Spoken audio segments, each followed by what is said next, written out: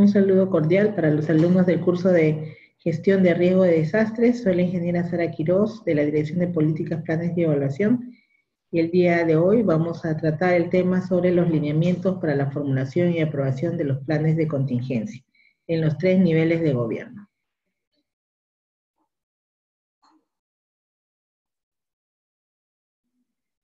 La finalidad de estos lineamientos es fortalecer la preparación de todas las entidades integrantes del SINAGER para que puedan formular y aprobar sus planes de contingencia, tal como lo señala el reglamento de la ley, ante la inminencia o ocurrencia de un evento particular, ¿no? Y el objetivo es establecer las disposiciones relacionadas a esta formulación, aprobación, difusión, implementación y evaluación de estos planes.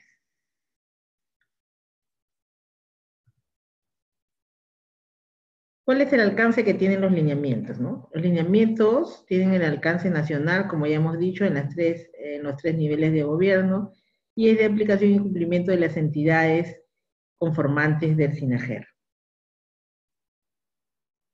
También los lineamientos se sustentan en una base legal que nace desde la creación de la ley 29664, quien toma en cuenta la ley orgánica del Poder Ejecutivo, la ley orgánica de los gobiernos regionales, así como la ley orgánica de las municipalidades. Asimismo, considera el Decreto Supremo 048, en el cual se reglamenta la ley, y a partir de ese momento es su aplicabilidad.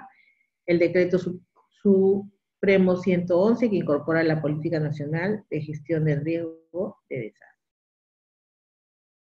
Asimismo, toma en cuenta también el Decreto Supremo 034, en el cual se aprueba el Plan Nacional de Gestión del Riesgo como instrumento estratégico para la gestión del riesgo de desastres.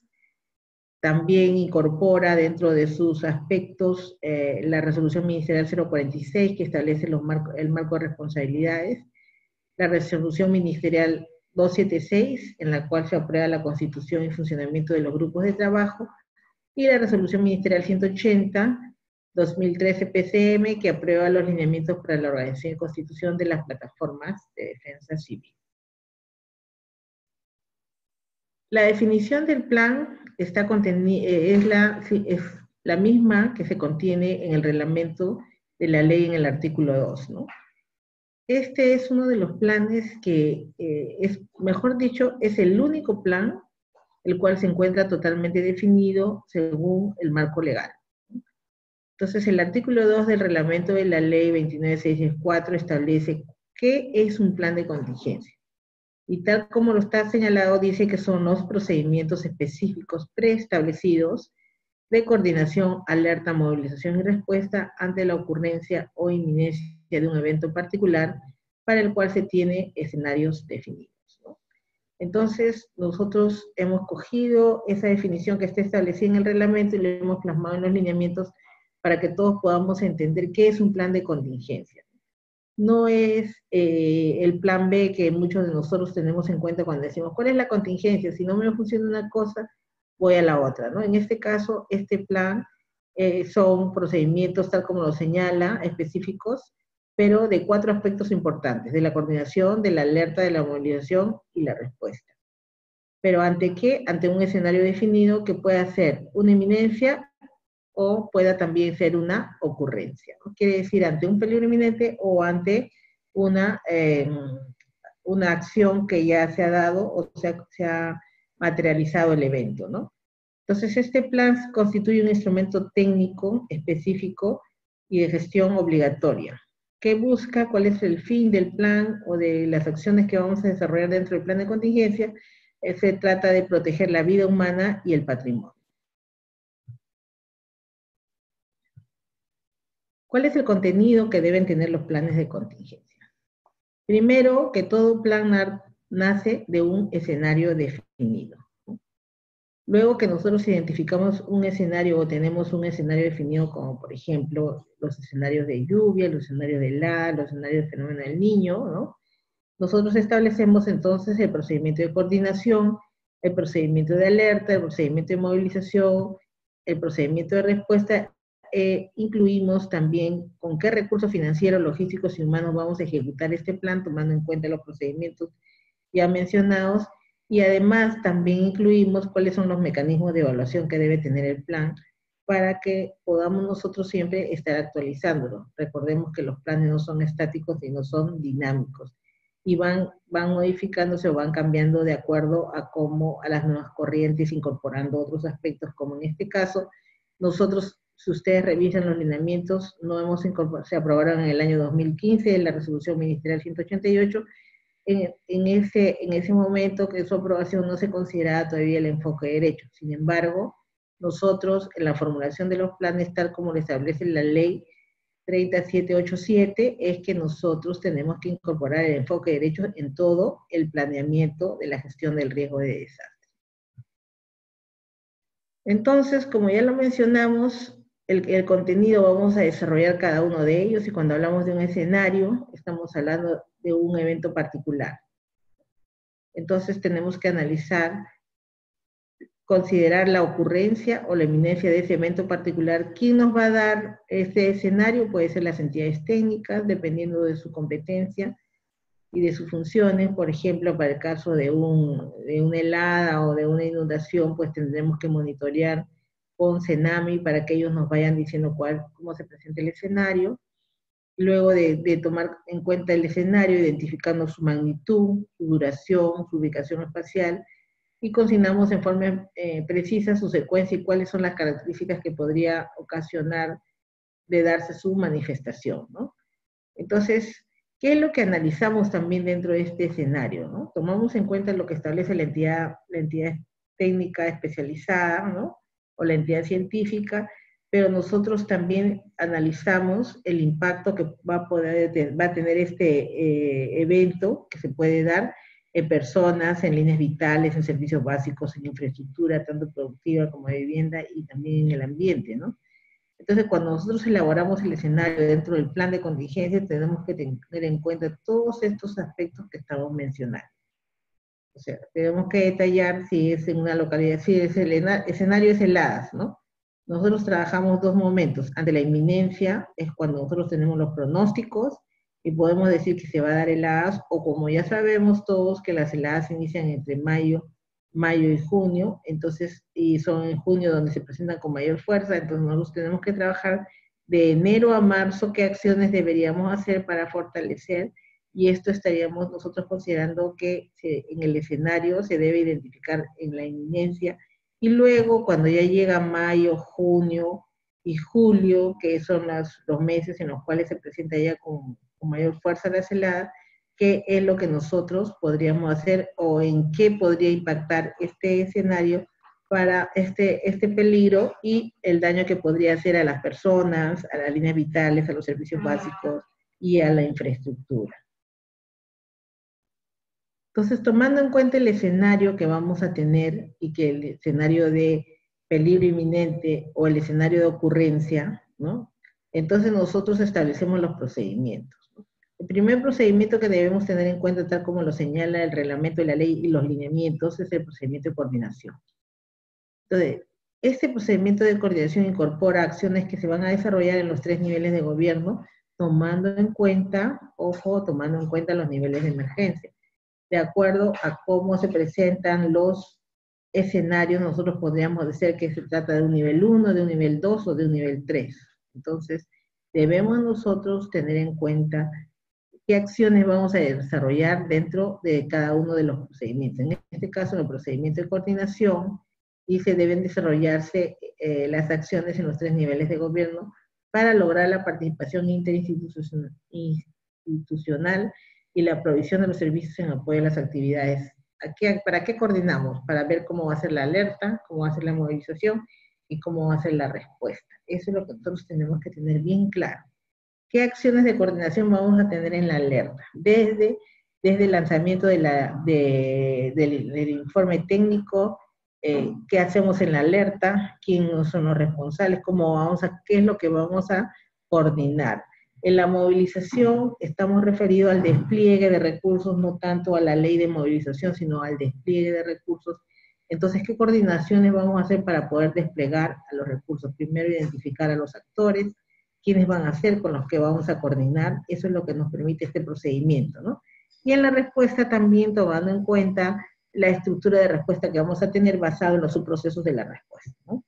Entonces, estos son aspectos de coordinación nada más. Entonces, en esta etapa de coordinación nosotros podemos identificar, por ejemplo, a los actores y qué es lo que vamos a obtener de ellos o qué es lo que vamos a necesitar de ellos.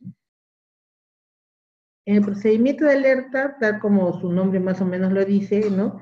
Es que nosotros establecemos cómo se va a emitir la alerta, si es para una inundación, si es para una helada o si es para un tsunami, entre otros que se puede dar también. Entonces ahí establecemos quién comunica a quién, quiénes son las personas autorizadas para poder emitir la alerta y en qué momento la alerta se constituye en una alarma, ¿no? Entonces, este procedimiento de alerta también va asociado a los sistemas de alerta temprana. Cuando hablamos del procedimiento de movilización, estamos un poco orientados al tema relacionado al despliegue de los recursos. Quiere decir de que primero tenemos que identificar, dependiendo del tipo de peligro o del escenario de riesgo que vamos a tener, cuáles son los equipos, maquinarias, recursos, tanto sean humanos, recursos materiales que necesitamos nosotros en cada una de las zonas probables a impactarse. Entonces, ¿cómo vamos a movilizar de un lugar a otro? Tenemos que hacer una identificación de recursos, primero de la zona, luego lo que requerimos externamente, y cómo los vamos a trasladar cuando se dé la ocurrencia, ¿no? Todo este procedimiento se trabaja tanto en peligro inminente como en la ocurrencia o la respuesta propiamente dicha, ¿no? Entonces, acá en el lineamiento se considera que el procedimiento de movilización también involucra a los gobiernos regionales y locales y comprende las acciones que deben ejecutar de acuerdo a sus competencias. Ustedes pueden observar ahí que en el procedimiento de movilización no hemos considerado el tema de la ley 28101, la cual nos faculta a nosotros emplear recursos nacionales para atender un nivel de emergencia de 5 de gran magnitud, ¿no? Esto se va a dar a través de la emisión de un decreto supremo específico, tal como lo señala la ley de movilización, ¿no? Y entonces ahí nosotros aplicaremos en el marco de este procedimiento todo lo establecido en la ley y su reglamento para contribuir en la respuesta a grandes emergencias. El procedimiento de respuesta podríamos decir, es el corazón y es la articulación entre lo que corresponde al plan de contingencia con el plan de operaciones de emergencia, ¿no? Entonces, para el procedimiento de respuesta estamos señalando que comprende el conjunto de acciones y actividades que se ejecutan ante una emergencia o desastre inmediatamente ocurrido esto, ¿no? Esta es la articulación que hay entre el plan de contingencia y el plan de operaciones de emergencia. Todos sabemos que el plan de operaciones de emergencia es un plan de respuesta, ¿no? Entonces, este procedimiento se articula a este plan y empieza a trabajar la estructura de respuesta que tenemos nosotros, tomando en cuenta los subprocesos establecidos en el reglamento de la ley, el cual nos habla de búsqueda y salvamento, de salud, de asistencia humanitaria, de logística en la respuesta, del análisis operacional, ¿no? Y de la conducción y coordinación y la movilización, tal como está establecido en el reglamento de la ley, ¿no? ¿Qué otra cosa debe contener los planes de contingencia? Estamos hablando de los recursos financieros, los recursos logísticos, los recursos humanos, ¿no? Tomando en cuenta siempre vamos a partir del escenario hipotético ante el peligro inminente y ante la ocurrencia. Entonces, en el escenario nosotros vamos a poder identificar cuáles van a ser nuestras necesidades logísticas, nuestras necesidades financieras, nuestras necesidades de capacidades humanas, ¿no? Eso lo tenemos que incorporar en el plan y debe formar parte también de las actividades del plan, ¿no? También contempla este lineamiento los mecanismos de evaluación. ¿Qué es lo que tenemos que hacer? Como siempre hemos dicho, los planes no son estáticos, son dinámicos, tienen que ir incorporándose aspectos nuevos. Pero ¿cómo voy a incorporar estos aspectos nuevos? Mediante los mecanismos de evaluación. Estos mecanismos de evaluación pueden ser a través de ejercicios de simulacro o simulación que me permitan ver si las acciones que yo he planteado dentro de los planes de contingencia van a funcionar bien o hay que reestructurarlos, ¿no? Entonces, a eso nos referimos cuando consideramos los mecanismos de evaluación, ¿no? Tenemos también, entonces, qué tipos de planes tenemos, ¿no? En el lineamiento se contempla un plan de contingencia nacional, el mismo que es diseñado o elaborado para desastres de gran magnitud, ¿no? Tenemos un plan de contingencia regional, un plan de contingencia local y un plan de contingencia sectorial, ¿no? El caso sectorial es en el marco de sus propias competencias. ¿Qué es el plan de contingencia nacional? Está elaborado por el INDECI con participación de los sectores competentes y aprobado por el ente rector del SINAGEN. En este plan se incorporan todas las acciones y la participación de cada uno de los sectores.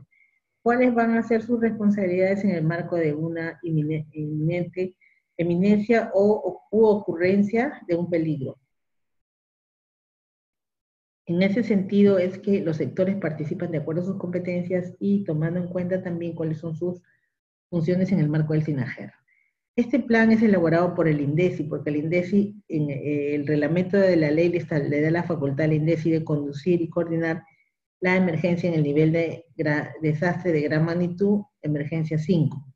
En ese sentido es que se requiere contar con este.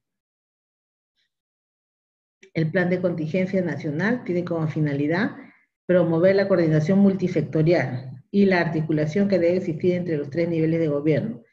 Quiere decir de que no porque el INDECI conduzca y coordine la emergencia, los gobiernos regionales y locales pierden su rol. Ellos nunca van a perder su rol, siempre van a actuar junto con el INDECI, pero bajo el liderazgo de este último, ¿no? Del INDECI, para poder hacer todas las acciones que competen dentro de lo que corresponde a la respuesta, o también de las acciones que corresponden en el marco de un peligro inminente. Dice aquí que los lineamientos consideran que el plan de contingencia nacional debe ser articulado también con otros planes, como es el Plan Nacional de Operaciones de Emergencia, que es del PNOE, los planes para la continuidad de servicio, los planes de continuidad operativa de cada entidad competente y los protocolos de respuesta ante desastres. Es importante considerar que si no tenemos plan de continuidad de servicio, no vamos a asegurar el cumplimiento de los demás planes, ya sea el plan de contingencia o el plan de operaciones de emergencia. Para el caso regional, quien elabora el plan de contingencia son los grupos de trabajo de la gestión de riesgo de desastre en el nivel regional, con el apoyo de la plataforma de defensa civil. Quien aprueba es el gobernador regional mediante la norma, el documento normativo con acuerdo de consejo, el cual permite aprobar todas las normas para la jurisdicción regional, ¿no?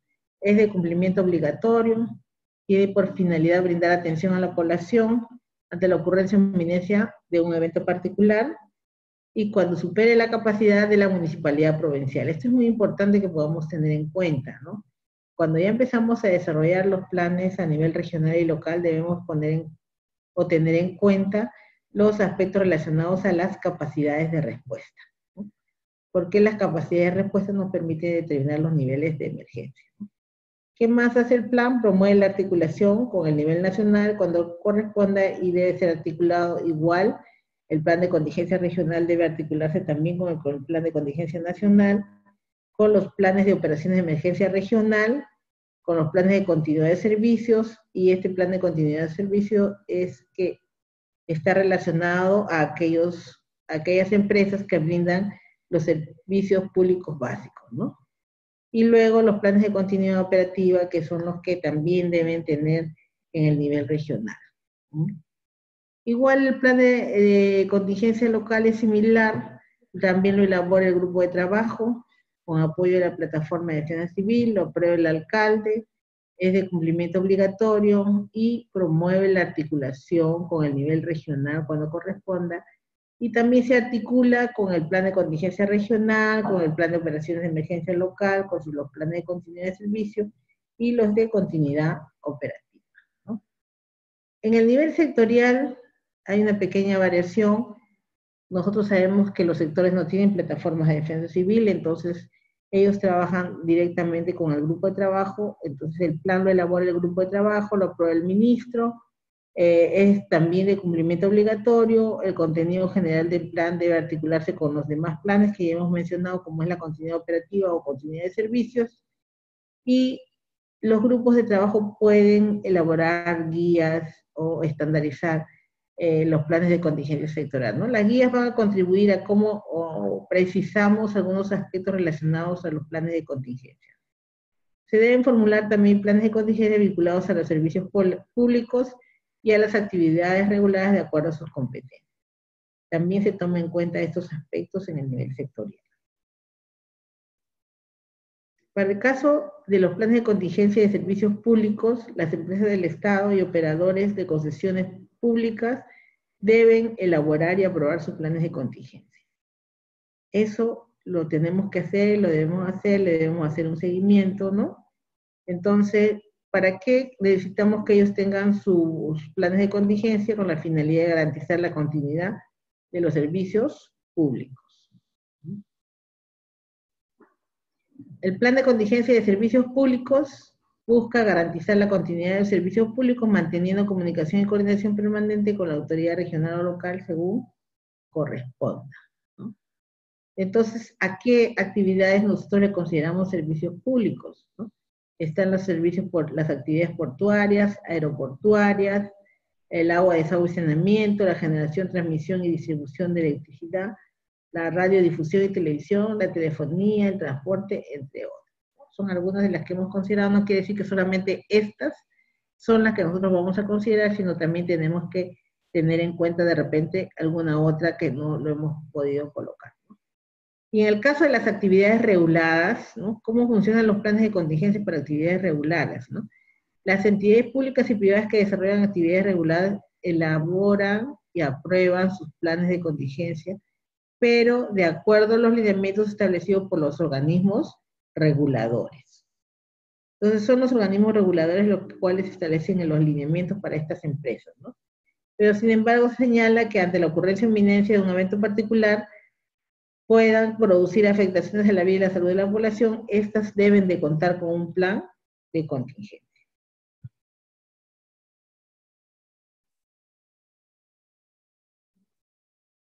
En el plan de contingencia de actividades regulares, los escenarios que se han tomado en cuenta, que podrían ser estos, otros también puede ser, están referidos a los accidentes radiológicos, a los accidentes mineros y de hidrocarburos, entre otras que consideran de regulación especial, ¿no? Entonces, estos se han puesto como ejemplos para que uno pueda decir, pero ¿cuál es mi escenario en una actividad regulada? Y ya lo estamos mencionando aquí. La formulación, los lineamientos hablan de la formulación y aprobación del plan de contingencia. Entonces, la etapa de formulación se inicia, dice, con la conformación de un equipo técnico, ¿no? Dependiendo del nivel de gobierno, que puede ser el nivel nacional, el ministro, el nivel regional, el gobernador regional, el nivel local, el alcalde, ¿no? En su calidad de presidentes, el grupo de trabajo son los responsables de conformar el equipo de profesionales para la elaboración del plan de contingencia. Siempre es bueno que nosotros pensemos que un plan no lo puede elaborar una sola persona, ¿no? Lo debe hacer siempre dos personas como mínimo. Entonces siempre tenemos que tener un equipo técnico, ¿no? Este equipo técnico formula un plan de trabajo en el cual incluye sus responsabilidades, los plazos, qué recursos requiere para formular el plan, ¿no? Y establece ya ahí las metas, las cuales vamos a llegar a través de un cronograma para el cumplimiento de estas actividades, ¿no?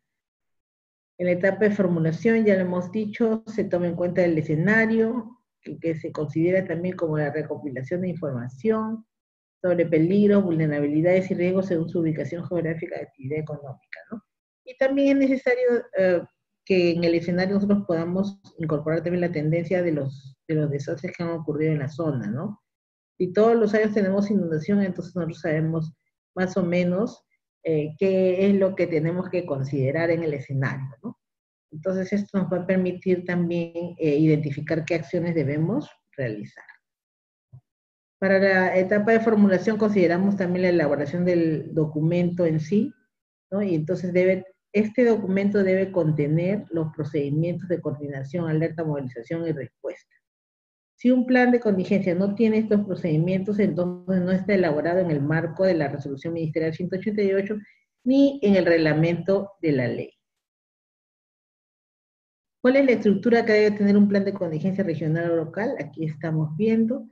Tiene que tener una información general de la región o localidad. Eso es muy importante porque a veces nosotros de frente nos vamos a lo que corresponde al plan y no tenemos ese marco que te introduce más o menos a la región o al gobierno local donde tú vas a desarrollar el plan, ¿no?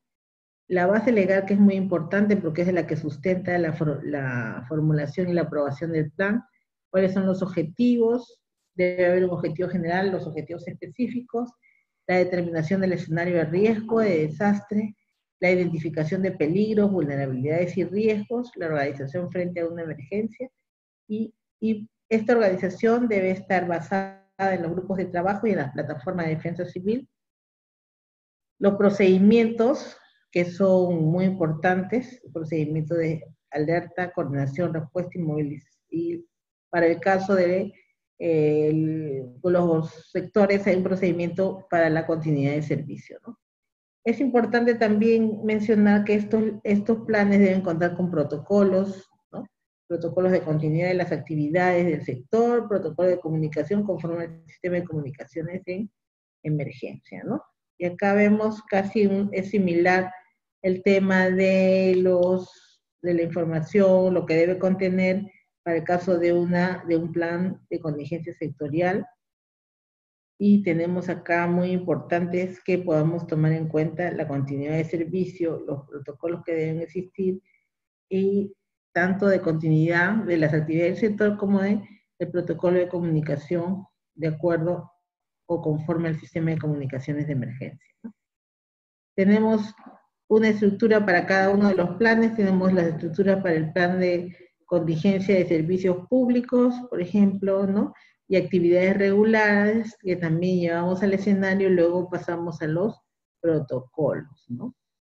Y la etapa de aprobación, ¿no? Una vez que ya hemos formulado el plan, ¿no? Culminada con la etapa de formulación, la aprobación tiene las siguientes secuencias. El equipo técnico presenta la propuesta al grupo de trabajo, ¿no? El plan de contingencia es aprobado por la máxima autoridad de la entidad, que puede ser el ministro, el gobernador regional, el alcalde, según corresponda, ¿no? En la etapa de difusión, una vez aprobado, se pondrá a disposición de todas las unidades orgánicas, se hace la difusión de este plan para que todos sepan en qué consiste y cuál va a ser la participación de cada uno de ellos, ¿no? La difusión puede ser por medios también, lo podemos hacer por medios impresos, talleres, reuniones, etcétera, publicado en el portal institucional, ¿no? Podemos trabajar también estrategias para la implementación y ejecución. Se define al proceso mediante el cual se cubren las necesidades previamente identificadas para la aplicación del plan, ¿no? Entonces, en la implementación y ejecución vemos nosotros que es la materialización propiamente dicha de lo que nosotros necesitamos para decir que tenemos un plan, ¿no? Entonces, el titular de una actividad o servicio público, para el caso, por ejemplo, de las entidades reguladas, ¿no? El funcionario de más alto nivel o el servicio público concesionado debe tener, quien lo va a aprobar es un funcionario de más alto nivel. Para el caso de los alcaldes, gobernador regional y jefe del INDESO del ministro, según la modalidad del plan, son los responsables de la implementación. La evaluación y actualización del plan.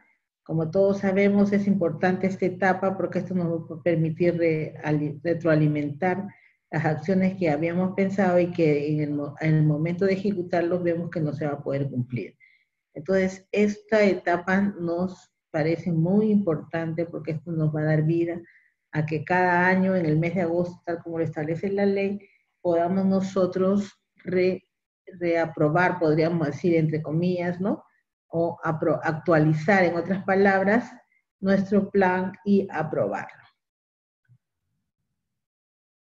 También nosotros tenemos la articulación con otros planes que está relacionada a la evaluación y actualización. El plan de contingencia local, distrital y provincial debe elaborarse asegurando la articulación y coordinación con las actividades realizadas en el marco del plan de contingencia regional. Nosotros sabemos que el impacto se da en el territorio, y el territorio siempre es un territorio local. En ese sentido es que se necesita articular. El plan de contingencia regional no puede estar ajeno a las acciones que está planteando el plan de contingencia provincial o distrital. También se podrán elaborar planes de contingencia conjuntos, siempre y cuando se identifique la eminencia o el escenario que involucre la afectación de varios distritos, provincias o regiones colindantes, ¿no? Para ello se deben establecer convenios o estrategias o alianzas estratégicas. Como disposiciones finales, se ha considerado importante que el INDECI sea responsable de promover e impulsar en los 3 niveles de gobierno la formulación, aprobación y ejecución de los planes de contingencia. También se ha considerado importante que la elaboración de los planes de contingencia de servicios públicos y los de actividades reguladas son de responsabilidad de las empresas del Estado, las operadoras de concesiones y los organismos reguladores, ¿no? Y los planes de contingencia formulados por los 3 niveles de gobierno deberán ser remitidos al INDECI para conocimiento y monitoreo respectivo. Esta sería la exposición de lo que corresponde a los lineamientos del plan de contingencia. Espero que hayamos podido nosotros más o menos tener un enfoque de cómo debemos elaborar un plan, qué es lo que debe contener un plan, cuántos tipos de planes tenemos y cuáles son los aspectos más relevantes que debe considerar el plan de contingencia. No nos debemos olvidar que este plan está elaborado en el marco del reglamento de la ley de los lineamientos para la formulación de estos planes, en los cuales se establecen los procedimientos que son los aspectos claves del plan. Muchas gracias y hasta otra oportunidad.